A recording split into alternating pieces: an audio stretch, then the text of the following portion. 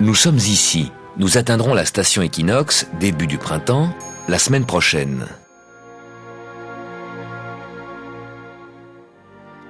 Quand la Lune passe exactement entre la Terre et le Soleil, l'ombre de la Lune se projette sur la Terre. C'est l'éclipse solaire.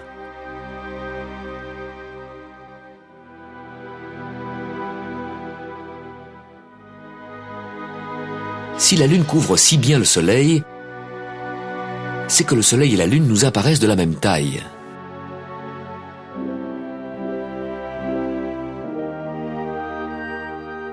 En réalité, le Soleil est énormément plus grand que la Lune et se trouve énormément plus loin. Mais par un hasard extraordinaire, le Soleil, qui est 400 fois plus grand que la Lune, se trouve aussi 400 fois plus loin. Donc il nous apparaît de la même taille. L'éclipse totale est unique dans le système solaire. La Lune qui occulte le Soleil avec une telle précision, on ne peut voir ça que depuis la Terre. Mais ça ne fonctionne pas toujours, car l'orbite de la Terre n'est pas un cercle mais une ellipse. Tout comme l'orbite de la Lune.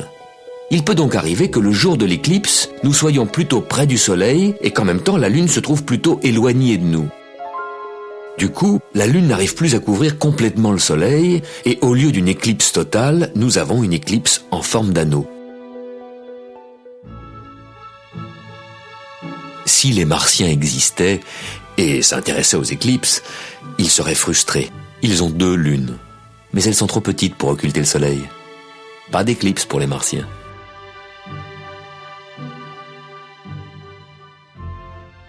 En principe, il devrait y avoir une éclipse solaire tous les mois, car la nouvelle Lune traverse l'axe Terre-Soleil chaque mois. Mais ce n'est pas le cas, parce que l'orbite de la Lune est légèrement inclinée par rapport à l'orbite de la Terre, et l'ombre de la Lune va passer soit au-dessus, soit en dessous de la Terre. Pour que l'ombre de la Lune tombe pile sur la Terre, il faut que la Lune se place exactement dans l'axe Terre-Soleil. La Lune doit passer au point qu'on appelle le nœud, ni trop tôt, ni trop tard. Quand cela arrive, il y a éclipse totale.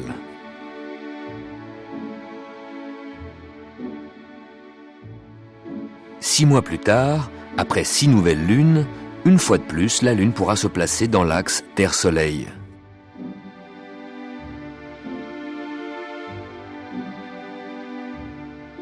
Il y aura éclipse, mais si la Lune arrive au nœud en retard, ce sera seulement une éclipse partielle. L'ombre de la Lune ne fera que frôler la Terre. Éclipse partielle.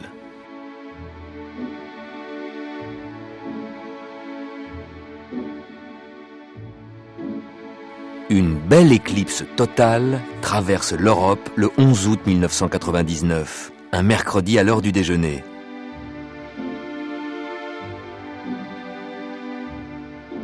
Et voici la trajectoire d'une éclipse totale aux Antilles le 26 février 1998. C'est très rare de pouvoir observer une éclipse totale du Soleil. Il n'y en a qu'une ou deux chaque année. Et comme la zone d'ombre totale est une étroite bande d'environ 200 km de large, il faut beaucoup de chance pour être au bon endroit, au bon moment.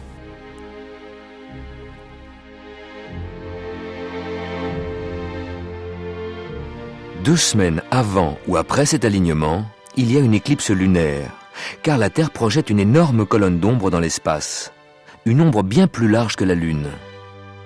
Donc 2 semaines avant ou après l'éclipse solaire, la Lune va plonger dans l'ombre de la Terre.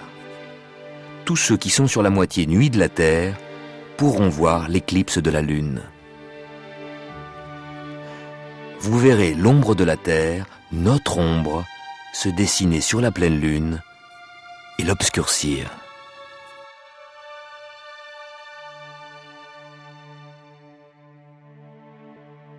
La Lune apparaît chaque soir à 2 largeurs de main plus à gauche que la veille. Vous pouvez donc, d'un jour à l'autre, imaginer le mouvement très lent de la Lune sur son chemin autour de la Terre.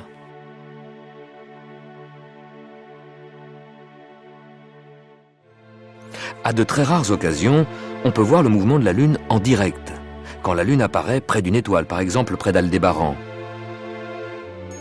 Aldébaran est une étoile lointaine, mais elle peut nous servir de repère pour voir le mouvement de la Lune.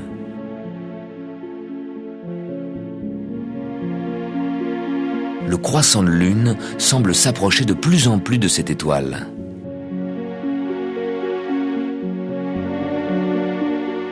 Et tout d'un coup, avant que le croissant les rejoigne, Aldébaran disparaît, comme effacé du ciel. C'est que l'étoile a été cachée par la partie non éclairée de la Lune.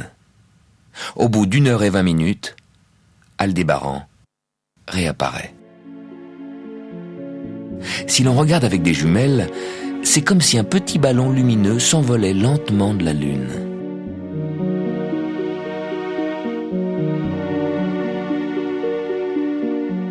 Normalement, le mouvement de la Lune qui tourne autour de la Terre est trop lent pour être vu. Mais ce soir-là, grâce à Aldébaran, on pouvait enfin voir la Lune bouger.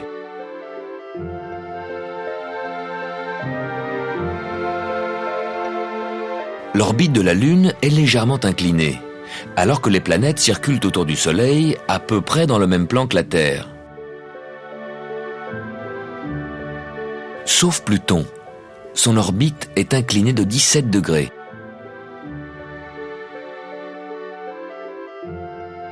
L'orbite de Hale-Bopp, la nouvelle comète de 1997, est passée carrément à angle droit au-dessus du plan des planètes.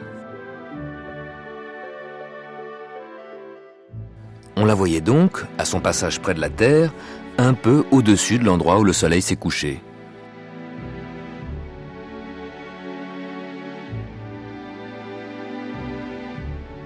Sur son orbite surélevée, cette comète est passée fin mars 97 au plus près de la Terre. Une semaine plus tard, au plus près du Soleil, puis elle a plongé vers le plan des planètes.